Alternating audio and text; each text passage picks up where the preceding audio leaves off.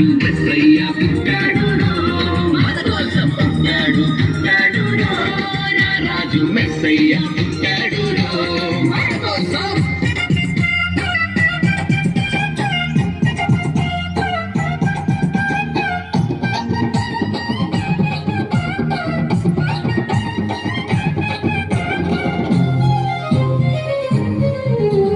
పశుల పాటలో పరమాత్ముడు చల్లని చూపులోడు సక్కనోడు ఆకాశమంతా మనసున్నోడు వెట్టి బాడవైనా నెట్టివేయడు.